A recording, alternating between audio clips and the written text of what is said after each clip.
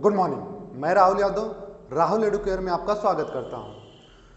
दोस्तों, हम लोग स्पॉटिंग एरर देख रहे थे और स्पॉटिंग एरर में हम लोगों ने काफ़ी पार्ट्स इसके देख लिए। अगर आप चैनल पे नए होंगे तो उन पार्ट्स को भी आप देख सकते हैं, जिसकी वजह से आपको अपने आने वाले जो भी एग्जाम्स हैं, क्योंकि आपको पता है एसएससी कितने सारे एग्जाम्स आगे लगा के लाइन में रखा हुआ है, तो आपको उन एग्जाम में काफ़ी मदद मिलने वाली है। ठीक है, आइए आज हम लोग वर्ब से देखते हैं कि वर्ब से रिलेटेड कैसे कैसे क्वेश्चंस एग्जाम में आए हुए हैं। वो पिछले जो भी प्रीवियस ईयर्स के क्वेश्चंस हैं, एसएससी में कुछ टीजीटी के भी क्वेश्चंस हैं, पीजीटी के भी क्वेश्चंस हैं, तो उन्हें देख लेते हैं कैसे कैसे क्वेश्चंस आपके एग्जाम्स में आए हुए हैं। ठीक है, जैसे इसमें क्या है, you must not held in high steam those who are dangers to our society.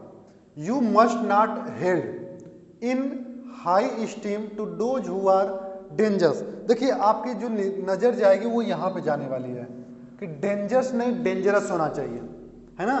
क्या you must not held in high esteem those who are dangerous to our society नहीं होना चाहिए, क्या होना चाहिए, those who are dangerous to our society। ठीक है, but एक चीज ध्यान रखिएगा, जहां पर कहीं पे भी एडजेक्टिव होता है, जहां भी कहीं पे एडजेक्टिव होगा उसमें अगर आपने एस या ईएस लगा देने से, ये भी ज्यादातर एस ही लगता है, ये आपका नाउन का काम करना शुरू कर देता है। ठीक है, तो डेंजरस नहीं डेंजरस भी अगर आप लगा देते हैं तो वो भी अच्छा लगेगा। जैसे टाल होता है लंबा के लिए, तो टाल्स कर देंगे तो वो भी आपका नाउन की तरह काम करने लगेगा। ठीक है, वहां पे उसका प्लरल फॉर्म नहीं होता है। प्लरल फॉर्म किसका होता है, नाउन और प्रोनाउन का होता है, बट ये क्या एडजेक्टिव है, तो एडजेक्टिव में एस लगाने से वो नाउन बन जाता है, ये ध्यान रखिएगा। यानी कि हु आर ठीक है, डेंजरस टू आवर सोसाइटी सही है।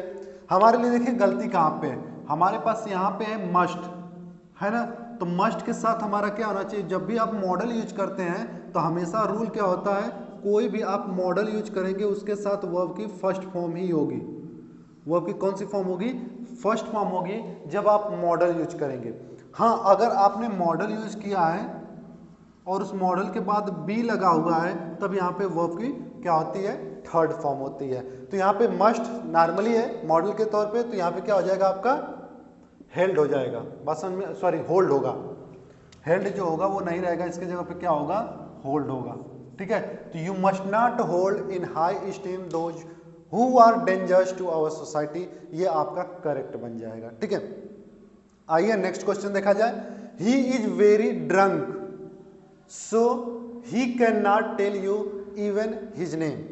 ही इज वेरी ड्रंक, तो आपको फिर वही दिमाग आएगा कि जैसे यहां पे है कि मस्ट के बाद वर्ब का फर्स्ट फॉर्म आएगा, तो ही के बाद क्या आएगा, आप बताइए, क्या ड्रंक आएगा। एक चीज ध्यान रखिएगा, ये जो ड्रंक है, कभी भी आपने पढ़ा होगा कि जो एडजेक्टिव होता है वो एडजेक्टिव के जस्ट बाद में हम लोग क्या लिखते हैं, जब एडजेक्टिव होता है तो उसके लिए कोई ना कोई नाउन होना चाहिए, है ना।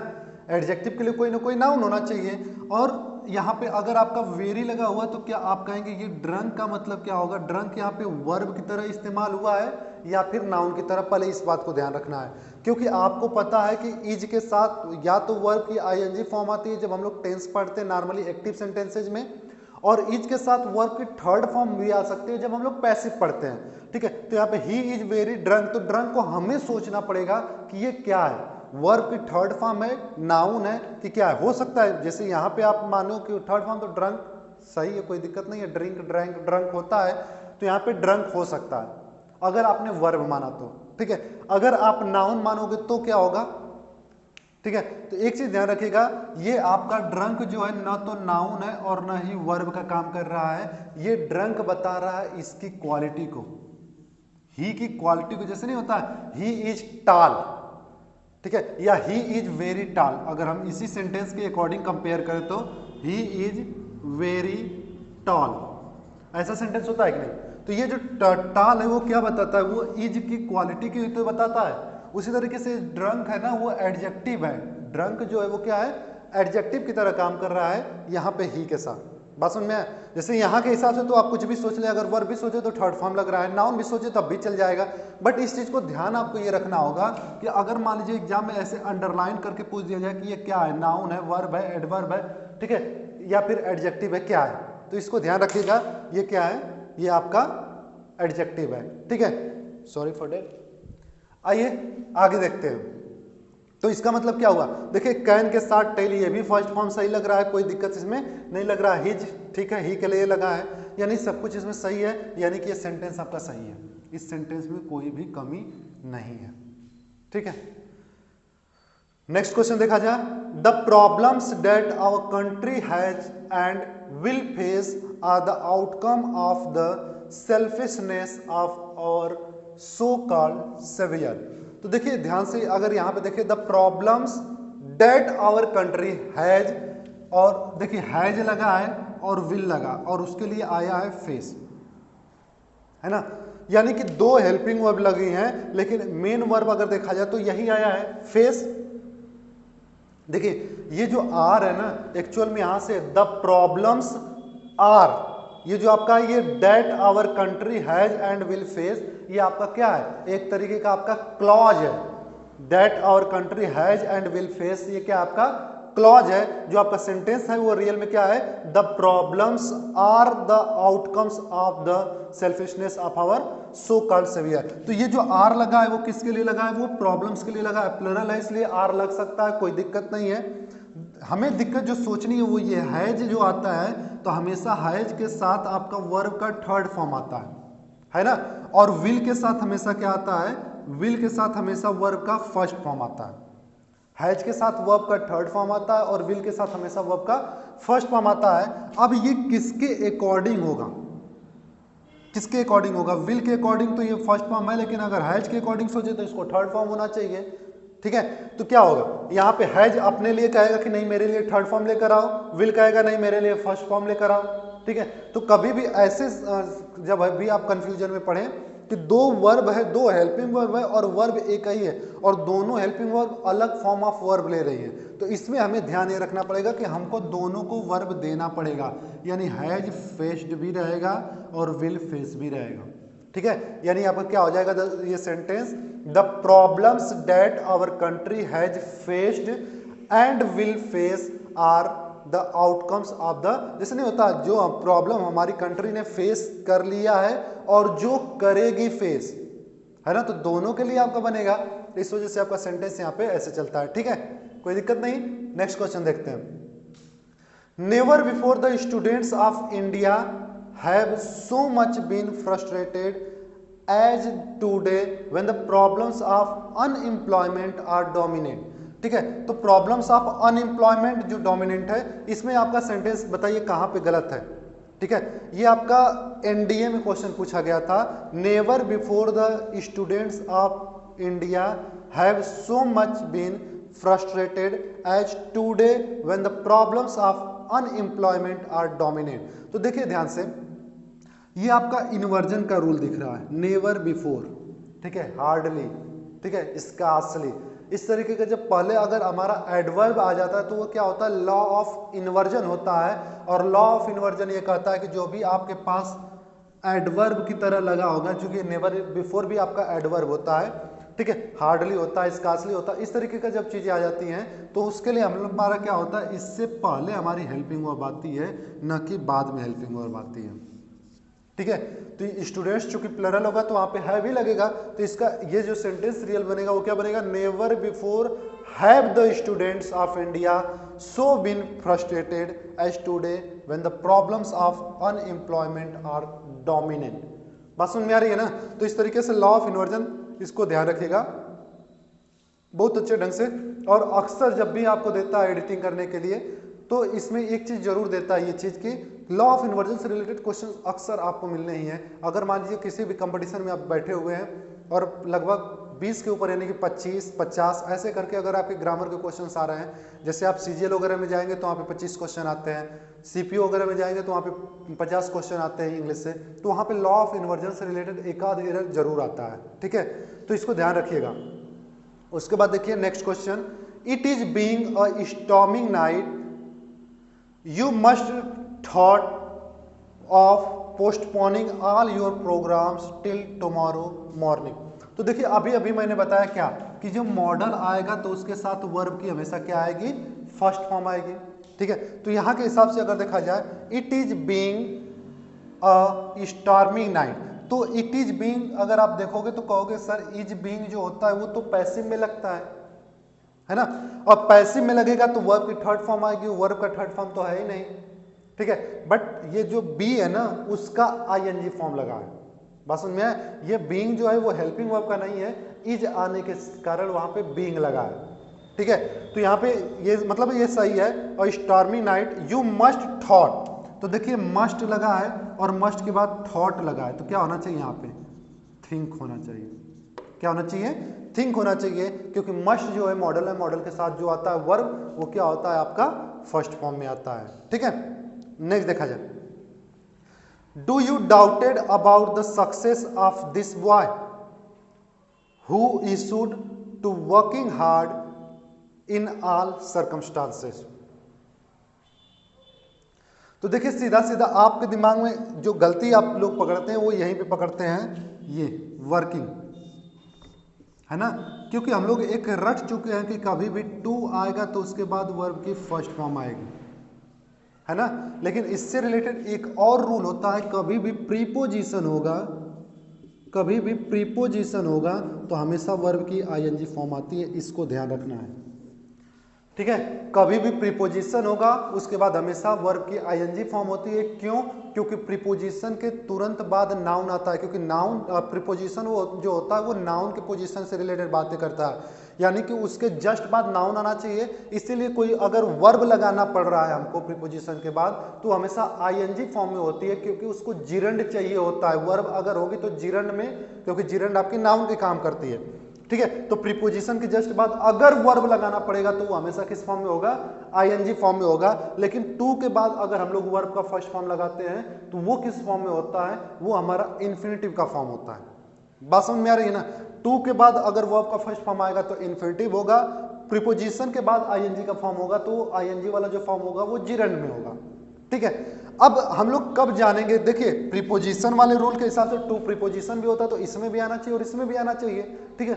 ये हम लोग कब पहचानेंगे, तो ध्यान ये रखना है कि टू जब अपना प्रीपोजिशन का काम कर रहा होगा, ठीक है, उसके बाद उस पर मतलब जो होगा ये रूल लागू होगा। लेकिन ये जो इशूड टू होता है ना ये एक साथ होता है, जैसे इन अ व्यू टू, तो व्यू के साथ भी अगर टू लगा होगा तो उसके बाद आपको आईएनजी लगाना ही पड़ेगा।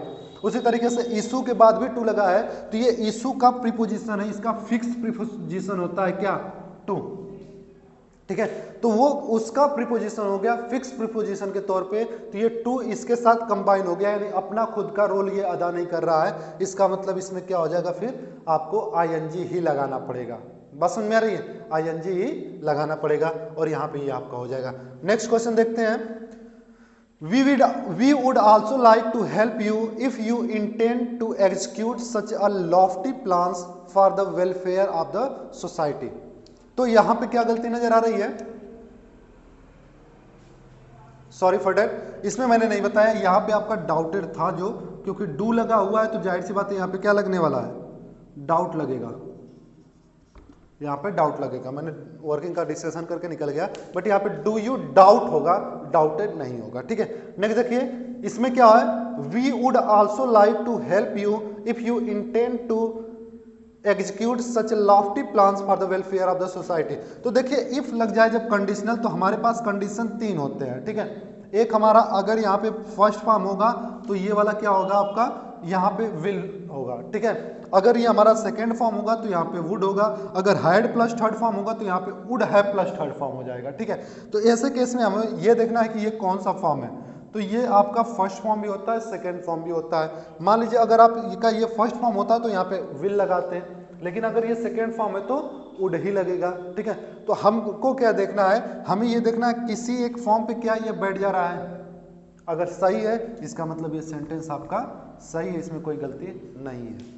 बात समझ में आया, क्योंकि इसका दोनों फॉर्म यही होता है। कोई दिक्कत, तो इसे नोट कर लीजिए, फिर हम लोग कुछ और एग्जांपल्स देखते हैं। हाँ, ये कुछ और एग्जांपल्स देखते हैं।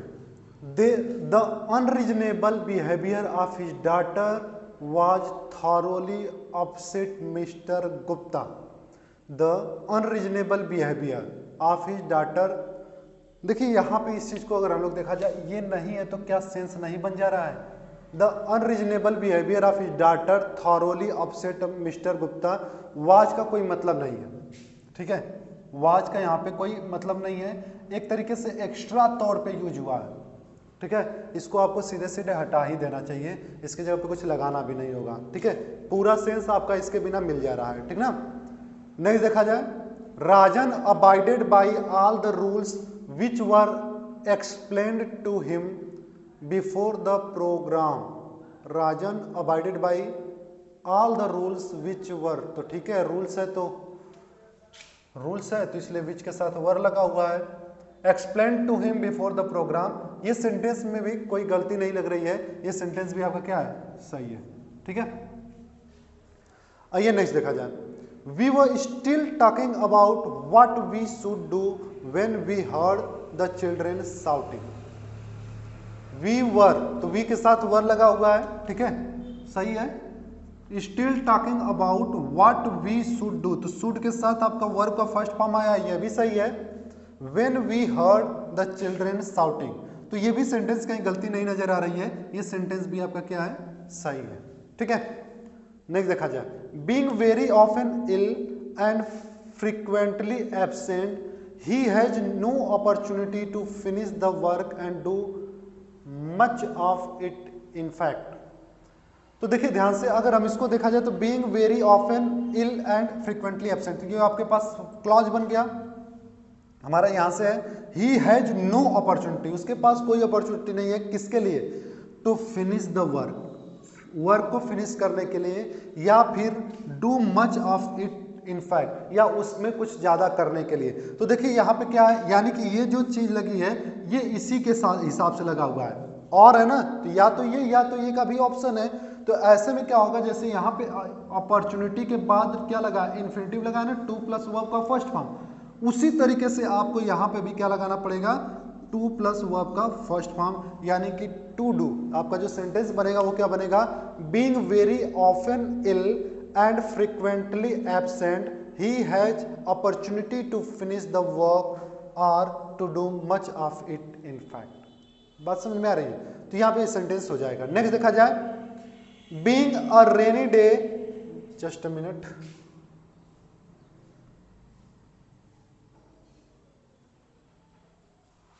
being a rainy day, Vijay decided to stay at home and work further on the problem।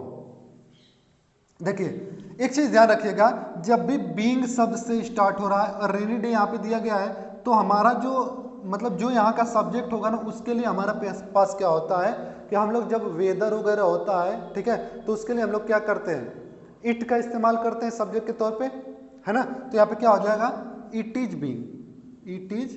Being a rainy day, it is being a rainy day, Vijay decided to stay at home, ठीक है। अब आप कहोगे sir यहाँ पे भी तो being very often था, आपने यहाँ पे तो नहीं बताया, है ना। लेकिन ध्यान रखिए, being very often ill and frequently absent, ठीक है, यानी कि जो फ्रीक्वेंटली एब्सेंट है, इल है, यहाँ पे सब्जेक्ट उसी के बारे में बात कर रहा है, ही हैज नो अपॉर्चुनिटी, ठीक है। बट यहाँ पे देखिए बीइंग अ रेनी डे हो गया, और यहाँ पे विजय डिसाइडेड टू स्टे, तो इसका देखिए बीइंग से जब क्लॉज शुरू होता है तो इसका मतलब क्या होता है, जो हमारा बाद का सब्जेक्ट होता है ना, उसी का यहाँ पे यूज करते हैं, यानी he is being very often and ill, ठीक है, यानी वही था। अब इसी में जरा सोचिए, बीइंग अ रेनी डे की जगह पे हम इस सब्जेक्ट के बारे में बात करें तो इसको लेके चले जाए, अब यहाँ पे लेके चले जाएंगे तो इसका क्या हो जाएगा, Vijay is being a rainy day, Vijay rainy day, कैसा एकदम मतलब एक कॉमेडी की तरह बन जाएगा ना कि विजय क्या रेनी डे है। यहाँ पे ही आपका क्या हो सकता है, इल हो सकता है, एब्सेंट हो सकता है, ये चलेगा, यानी कि जो हमारा ये बीइंग होता है ना, यहाँ का सब्जेक्ट ही उसका सब्जेक्ट मान लिया जाता है अगर हमने कुछ नहीं लिखा है तो।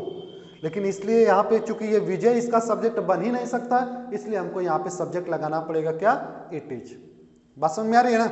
नेक्स्ट देखा जाए, school offers many opportunity of meeting helpful people, reading useful books and obtain information about a variety of public career, ठीक है। तो यहाँ पे क्या हो जाएगा आपका, school offers A many opportunity of meeting helpful people, reading useful books and obtain information about a variety of public career. तो देखिए यहाँ पे अपॉर्चुनिटी ऑफ का ही, यानी कि जो ऑफ है ना ये इसी के लिए, मीटिंग के लिए ये अपॉर्चुनिटी देती है, रीडिंग के लिए अपॉर्चुनिटी देती है और ऑब्टेन के लिए अपॉर्चुनिटी भी देती है। तो देखिए ऑफ, ये जो ऑफ है ना, ये ऑफ के बाद ये मीटिंग है, यही रीडिंग है और इसी का प्रीपोजिशन ऑब्टेनिंग है। मतलब ये ऑफ तीनों का प्रीपोजिशन है, किसका?